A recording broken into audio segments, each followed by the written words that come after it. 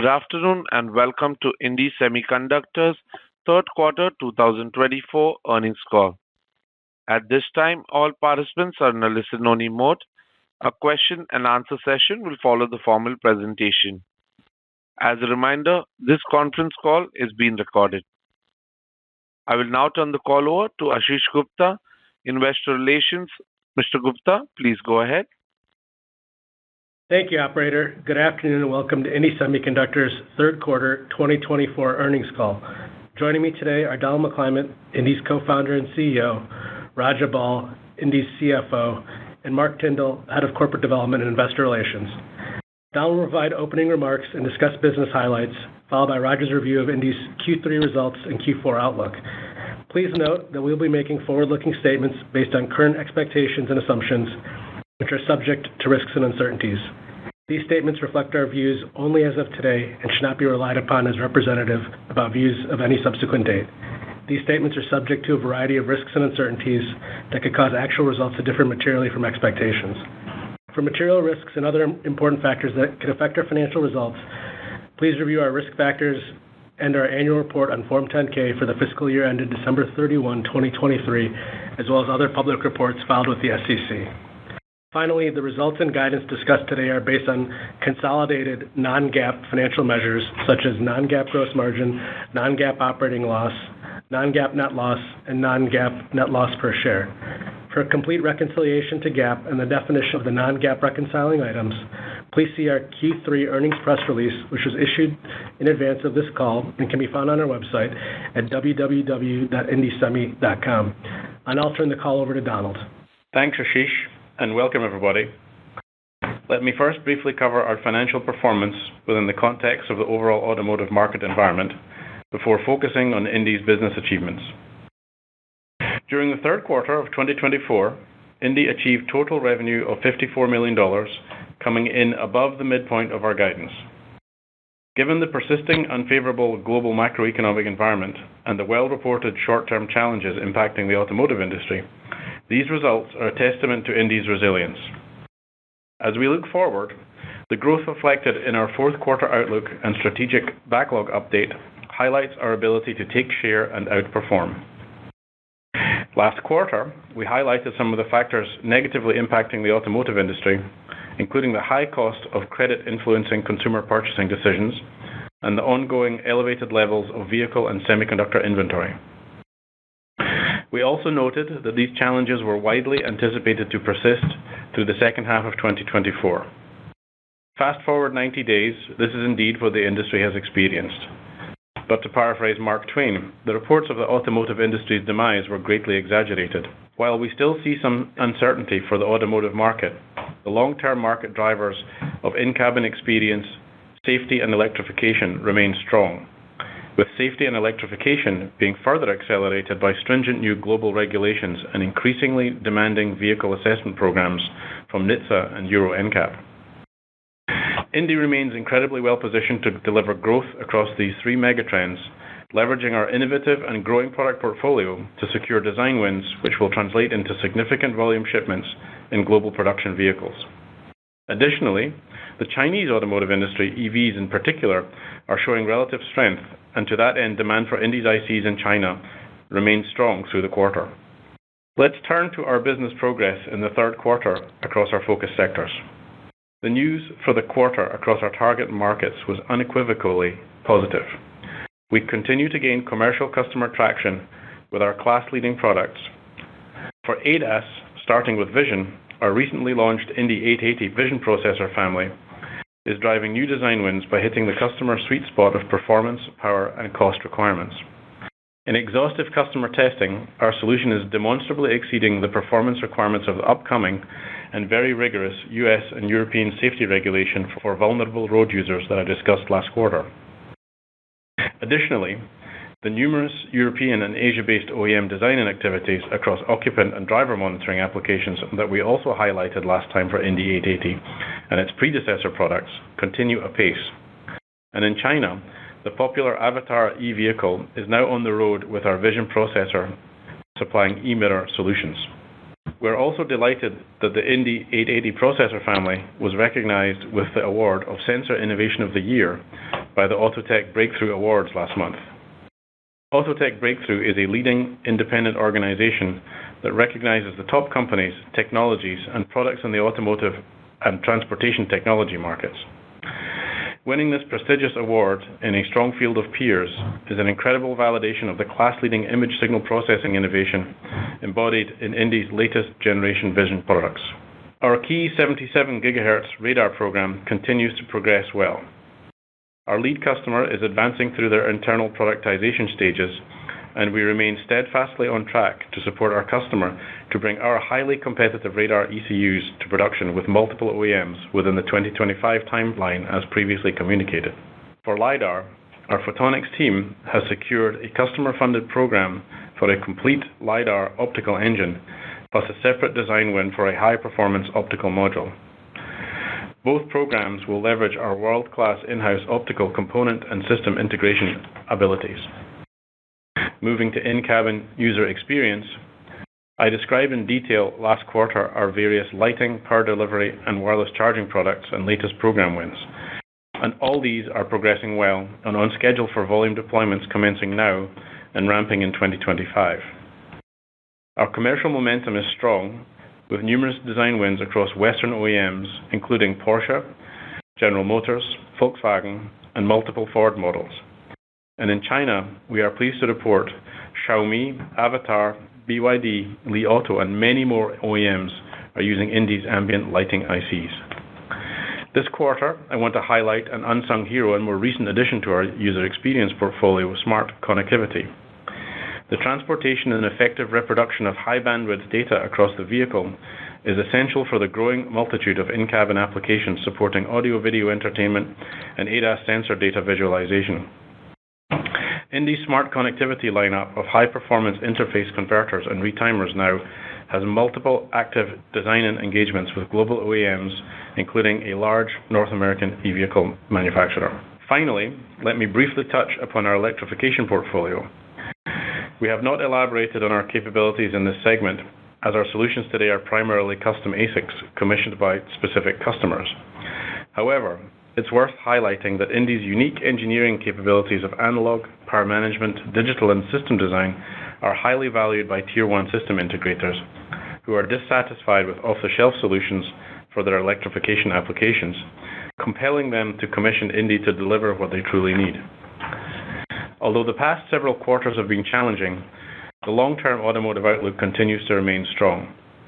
While analysts forecast modest growth in the new vehicle production for 2025, INDI's growth is not dependent on this. INDI continues to remain incredibly well-positioned to deliver growth above market and many of our peer group's projections, leveraging our uniquely differentiated and expanding product portfolio. The best indicator of our design win momentum and success in the field is the size of our strategic backlog, which we update annually in November. As a reminder, for a full definition of our strategic backlog, please see our Q3 earnings press release. We have recently completed this review process, and I'm pleased to share that our strategic backlog has increased to $7.1 billion, up over 12% from $6.3 billion last year and $4.3 billion in 2022. Based on our strategic backlog today, we would expect to achieve annual revenue of greater than $700 million in 2028. ADAS wins comprise over 72% of our updated strategic backlog, with in-cabin user experience and electrification accounting for the balance.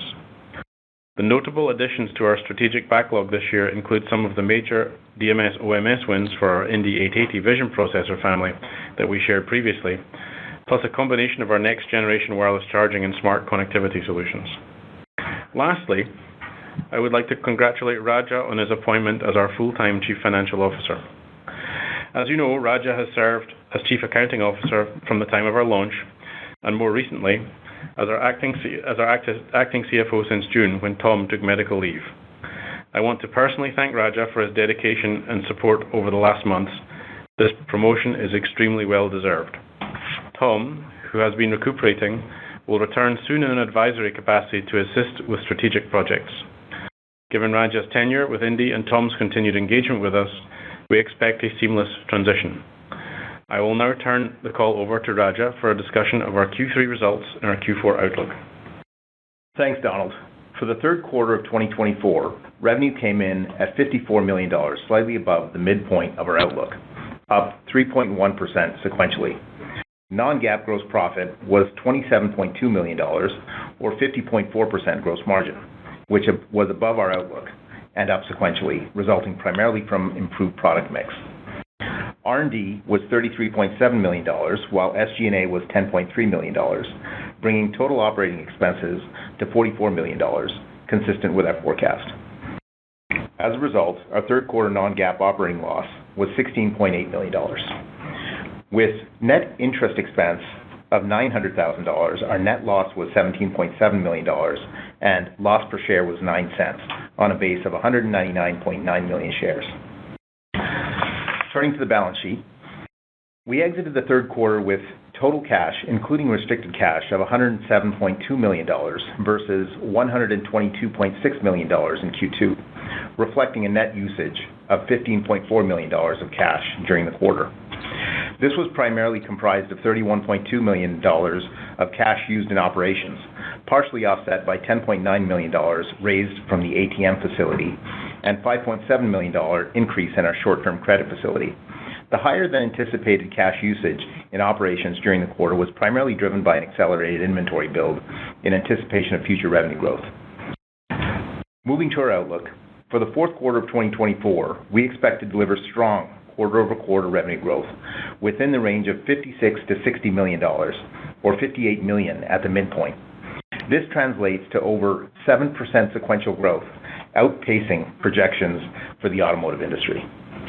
Moving down the income statement, we expect Q4 gross margins to be roughly flat sequentially. We also expect a marginal reduction of OPEX to $43.5 million, with approximately $33.5 million of R&D expense and $10 million of SG&A expense in the fourth quarter. Below the line, we anticipate approximately $1.1 million of net interest expense and no taxes. Assuming the midpoint of the revenue range, and with 206 million shares outstanding, we expect a 7-cent net loss per share for the fourth quarter. I want to take a moment to address our intensifying focus on operational efficiency and expense management. In my new role, we are conducting a comprehensive review of our cost structure to identify and capitalize on cost improvement opportunities and working capital efficiency across the organization, including manufacturing, engineering, and all administrative functions. The intended result of these initiatives is to pull forward profitability. This is one of the highest priorities for the executive team, and particularly important as we navigate the current market environment. We look forward to providing updates as we progress on this front. With that, I'll turn the call back to Donald for his closing comments. Thanks, Raja. In closing, while it is clear that the industry is experiencing persisting headwinds, the core market drivers for INDI's differentiated products are strong. We are comfortable with current analyst consensus for 2025, and INDI's long-term strategic outlook remains extremely positive, as evidenced by our growing strategic backlog and continuing design win momentum, supported by our innovative product portfolio and unerring focus on operational excellence. Our silicon innovation, transforming the megatrends of ADAS, user experience, and electrification, will ensure that INDI continues to be an automotive leader and partner of choice for global automakers and system integrators. That concludes our prepared remarks. Operator, please open the line for questions. Thank you. Ladies and gentlemen, we will now be conducting a question and answer session. If you would like to ask a question, please press star and 1 on your telephone keypad. A confirmation tone will indicate your line is in the question queue. You may press star and 2 if you would like to remove your question from the queue. For participants using speaker equipment, it may be necessary to pick up your handset before pressing the star keys. Ladies and gentlemen, we will wait for a moment while we poll for questions.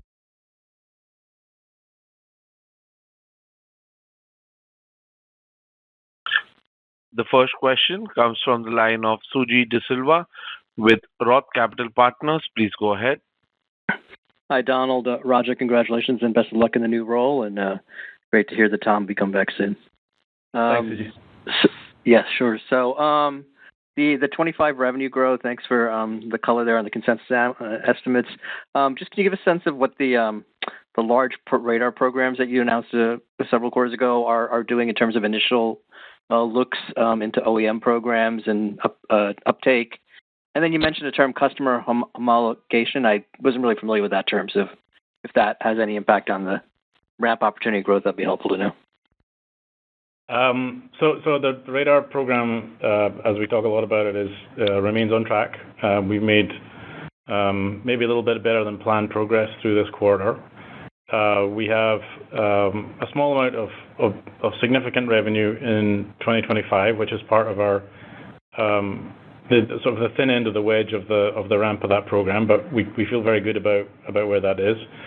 And then homologation just is a fancy word for qualification and approval.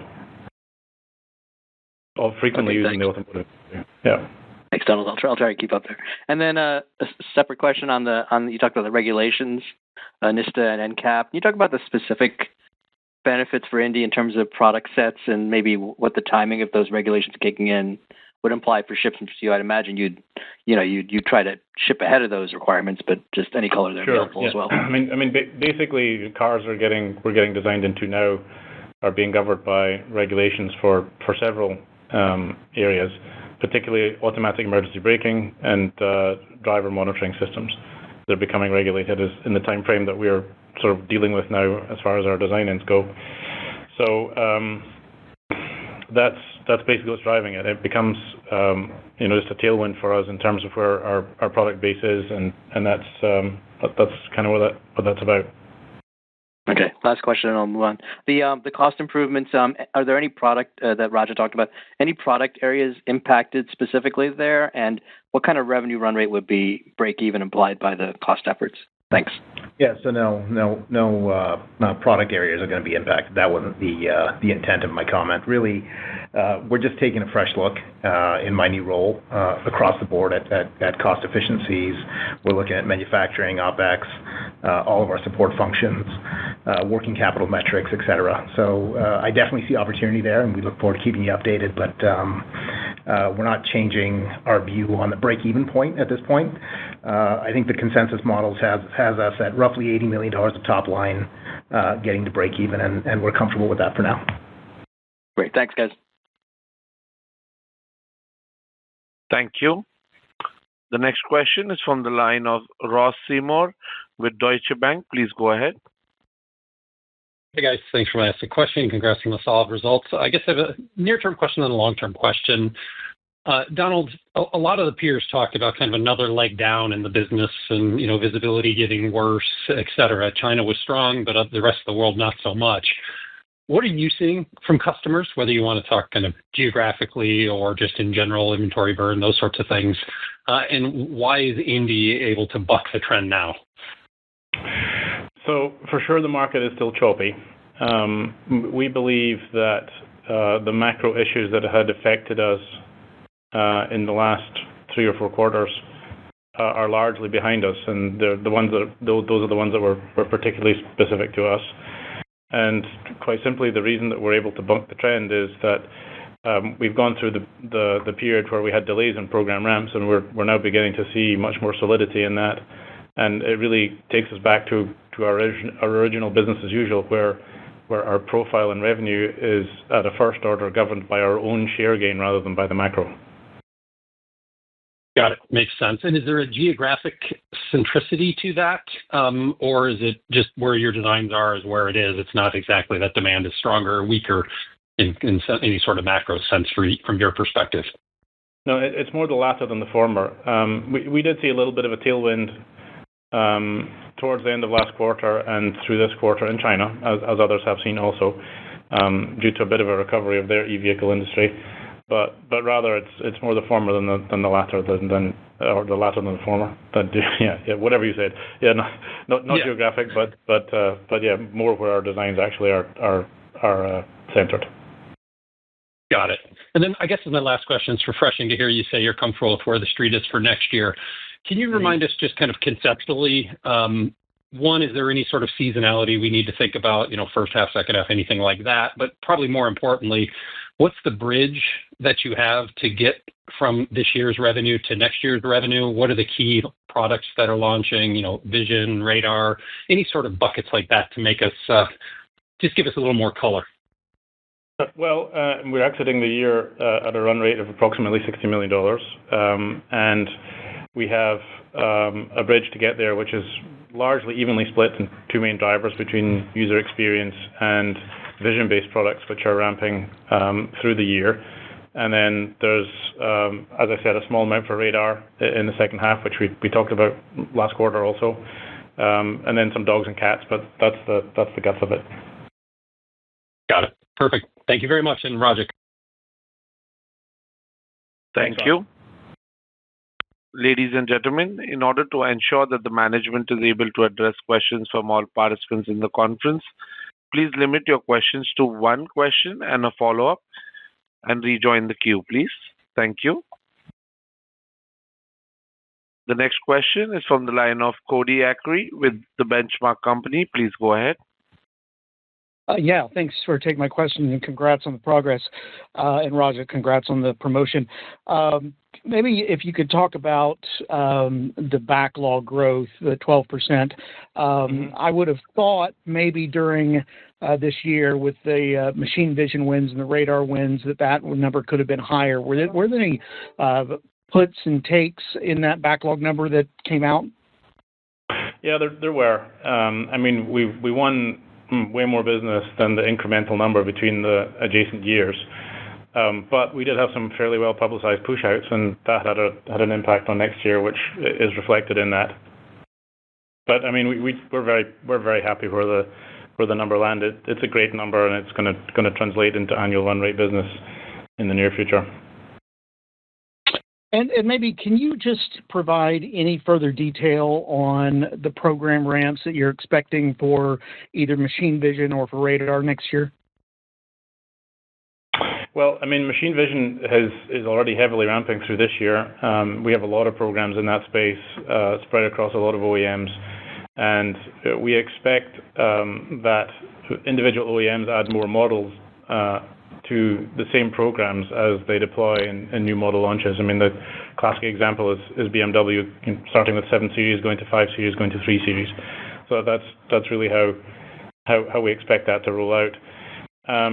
Through the next year, or through 2026, radar will be a big portion of that also. We do expect to ramp multiple OEMs in that year, and then more computer vision on top of that.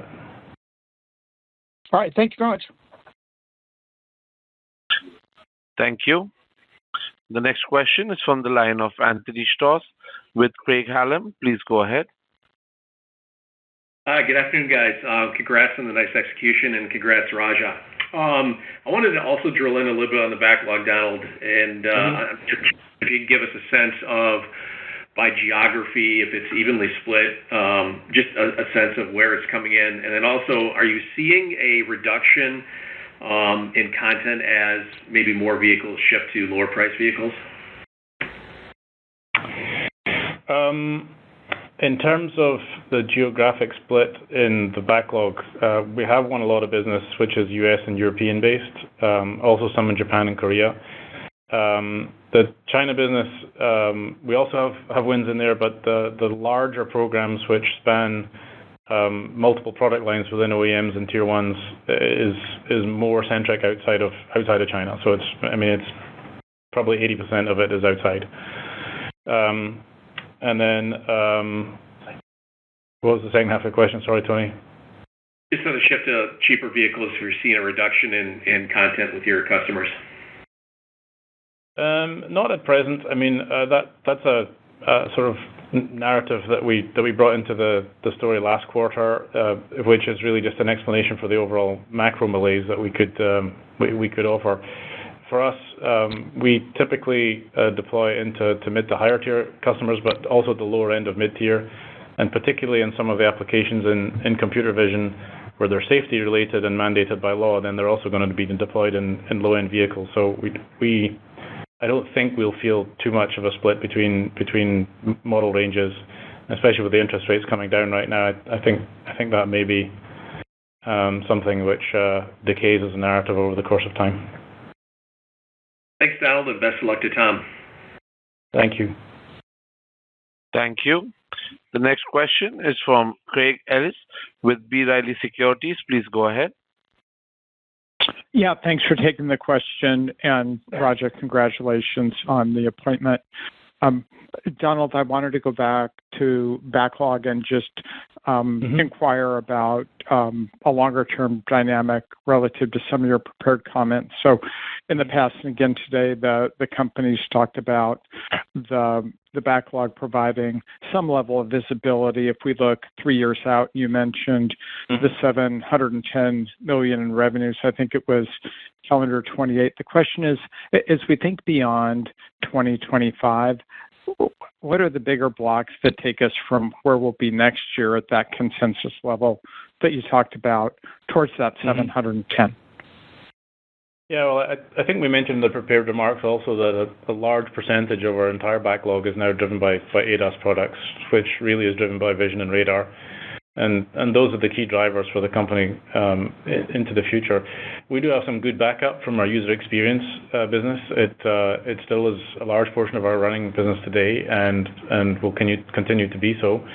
The design wins in those cases tend to be less chunky, more linear in terms of the growth that we add to it, and we do expect it will continue to grow. But the larger drivers will be vision and radar.